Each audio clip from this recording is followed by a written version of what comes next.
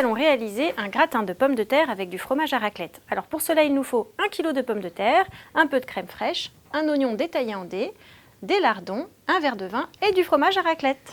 Raclette. Ouais, de la raclette, c'est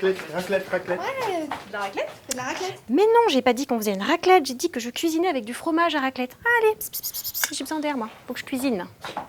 Je vous appellerai si vous avez été sage.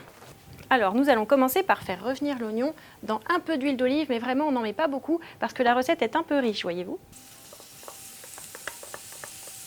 On va laisser nos oignons dorer tranquillement et pendant qu'ils cuisent, on va détailler les pommes de terre en rondelles. Il nous faut donc des rondelles pas trop fines, environ 4 mm d'épaisseur.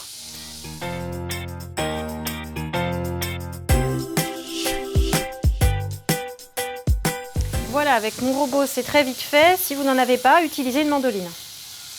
À présent, nous allons ajouter les lardons dans les oignons. Et on les fait revenir également. J'ai utilisé une petite sauteuse car j'ai une faible quantité d'ingrédients.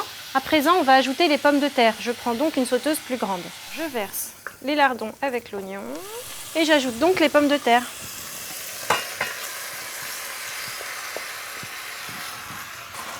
On cuit comme cela une dizaine de minutes et on assaisonne avec très peu de sel parce qu'il y a déjà les lardons et un peu de poivre.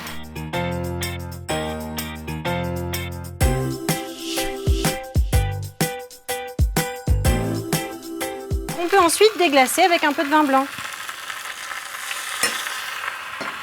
Lorsqu'on déglace avec un peu de vin, il faut gratter le fond de la sauteuse pour récupérer les sucs de cuisson.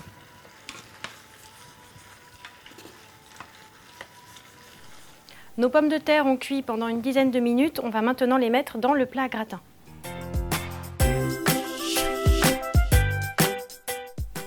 Donc on les disperse bien dans le plat et on met à la fois des pommes de terre et des lardons. Arrivé à peu près à mi-hauteur, j'ajoute des tranches de raclette. Et puis j'ajoute à nouveau une couche de pommes de terre. À présent, je vais battre un peu de crème fraîche et napper ma préparation.